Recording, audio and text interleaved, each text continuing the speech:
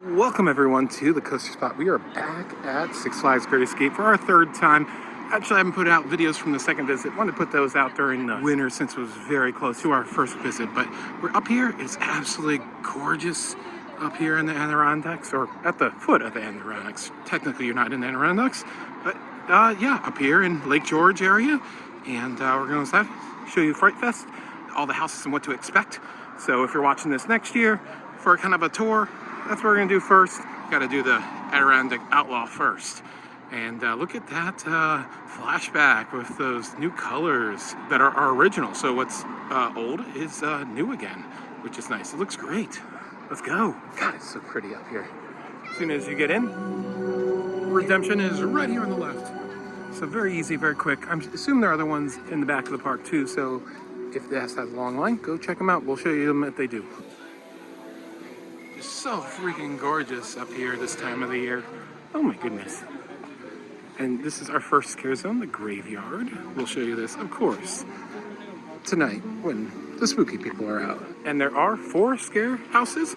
2 of them are in Ghost Town and 2 of them are back in the picnic pavilion, kind of behind Comet and Bobcat, back in that corner. And then 1 scare zone is in Ghost Town, 1 is right here. And the other one is on the way to Bobcat, so you can't miss them. Oh, this is nice and creepy. Cinderella's castle. The lake is all blood red. Oil bees and buggies outside. I like to see it try! Go down, reach it!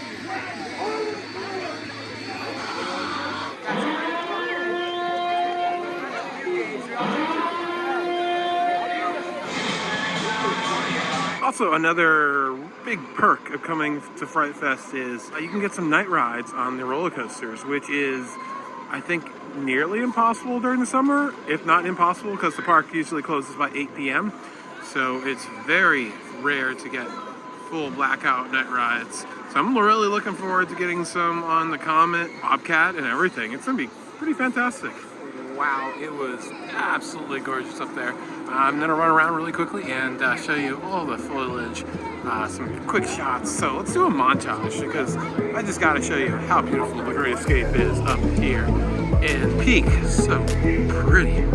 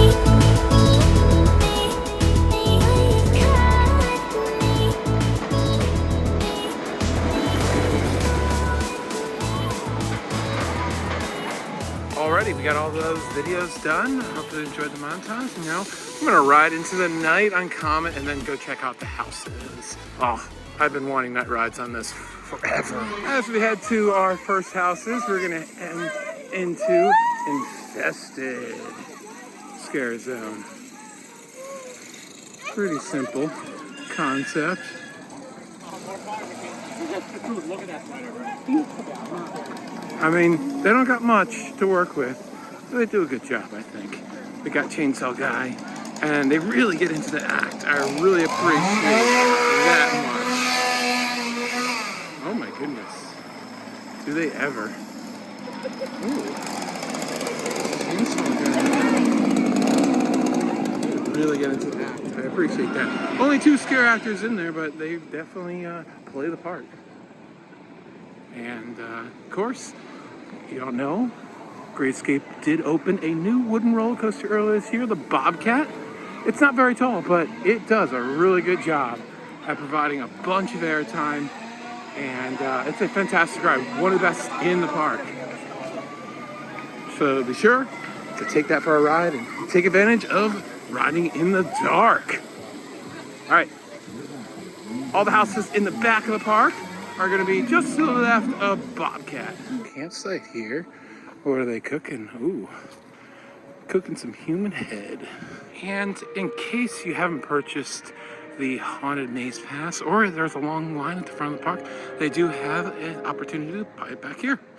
Might save you a bunch of time. First house is going to be Skull Manor. Enter if you dare. It's kind of like a best of everything in there.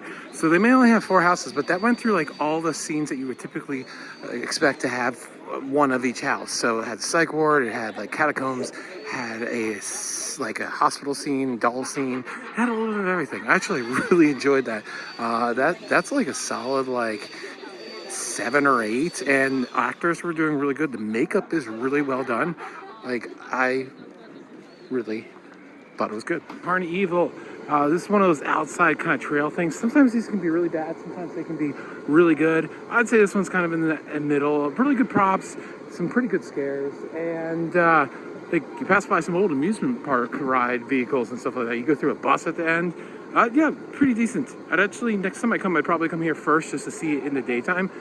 And yeah, so least favorite one of the 3 though, but we haven't talked about the second one yet. So yeah, spoiler, I guess. As we already mentioned at the beginning of the video, there is a scare zone right here in the center of the park, the Dead Oaks Cemetery.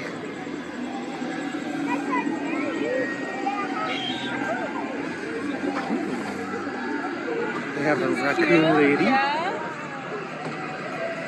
If you don't know, some of the costume characters they have at this park are kind of like force friends. So they have evil raccoon instead of the nice friendly raccoon. Yeah. This might be a little rabid.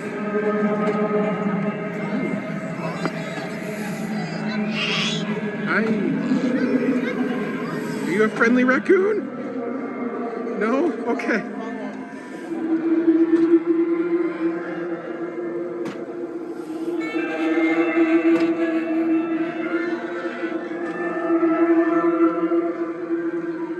And they do not have the Looney Tunes characters in here, so they have a statue here of Moose, and yeah, he's all wrapped up.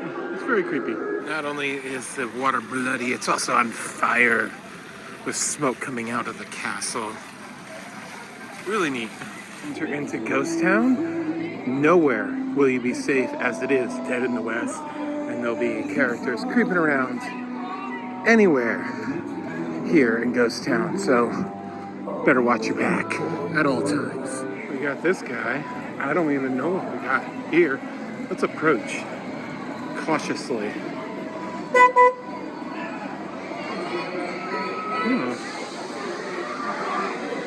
Creepy. And here's our 3rd house. I'm still here, right behind you. Oh, hi. Welcome to the Adirondacks. Yeah, what are you? I'm the Moose. Okay. You're in my home. I will leave. Or I can stay? Okay, I don't know. Let's just be cautious. Here's Hell Block 6, so assuming there's been other Hell Blocks at this park, I don't know. It is a prison-themed house. I actually really enjoyed it. The scare actors really get into it. For the small Six Flags park, I am shocked to see the amount of dedication to the act.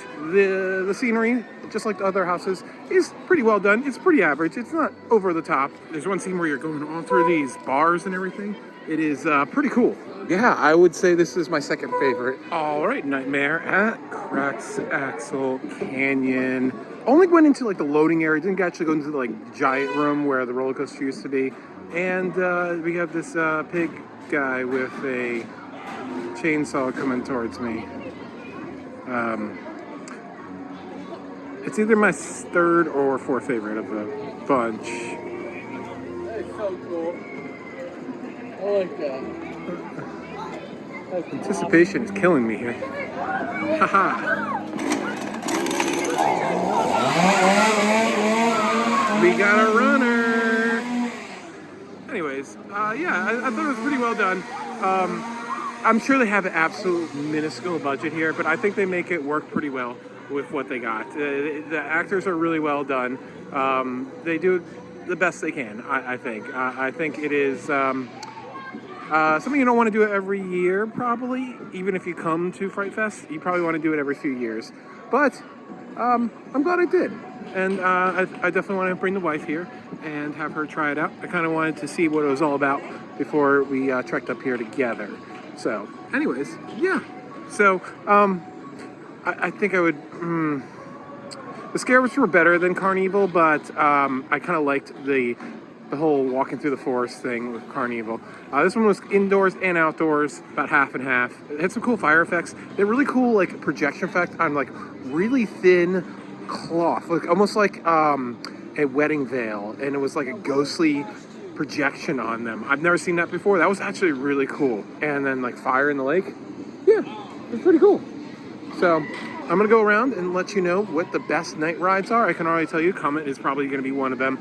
And you know, a lame roller coaster like Canyon Blaster with the presence of dark can actually really help it. There is a roller coaster of the same make and model called Gold Rush at Six Flags Magic Mountain, California. That during the day, it's pretty rough, janky, and forgettable. During night, it is kind of like crazy, like really good. So I'll let you know how everything it is. And yeah, imagine you want to try to do Adirondack Outlaw at the beginning of the day, and if you want to do it a second time, do it at the end of the night, because I do not believe they close the lines early, so you can wait until closing time and get in line just a few minutes beforehand, and you'll still be guaranteed to get that ride. Keep that in mind when you are spending your day here, especially on those Fridays where it's only open for 5 hours. And remember, there are full tours of the park, water park, on the channel, including vlogs, because we've been to the park many times this year. Canyon Blaster at night, still just as janky and terrible. Unfortunately, I have that big spotlight there, so it lights up the majority of the ride. The Helix, though, that you can't see because of that other giant spotlight, it's quite dark at the bottom of it, so actually is pretty cool at the bottom there, but still not a great ride. I would really love them to get rid of this, put in a Wild Moose by RMC. I feel like that would be just a great fit for this park.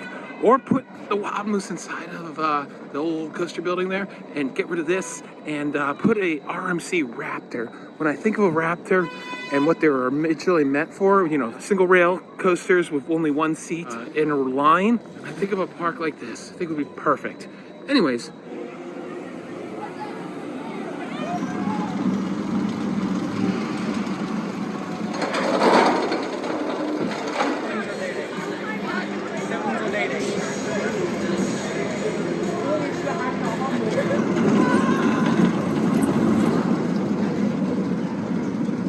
Pretty cool night ride, but such a rough ride. Beware. They probably should take this out and put a Raptor in. Regardless, a Raptor should go somewhere in this park. Watch out for the cave.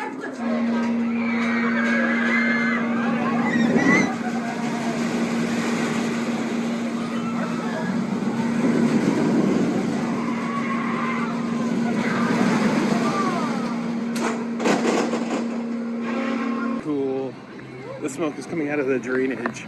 That's so cool. You're amazing. Is that freaking Ninja Turtle? What the heck was that?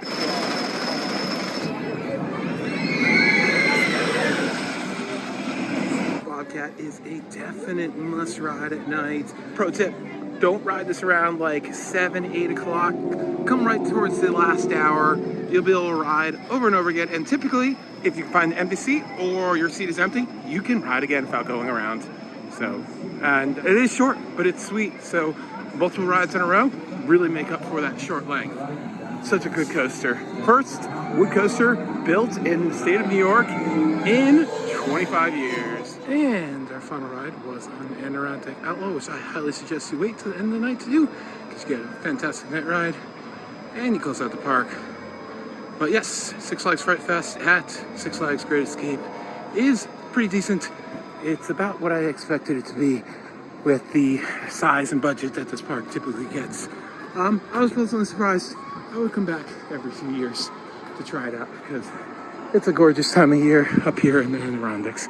But I'm also going to go check out Six Flags New England's Fright Fest tomorrow. So if you want to see that video, it is about to show up in just a moment. So thanks for watching. Like, comment, and subscribe because there'll be many more videos here on the Coaster Spot all around the world of roller coasters, theme parks, water parks, and of course, the spooky stuff. Thanks for watching. Bye.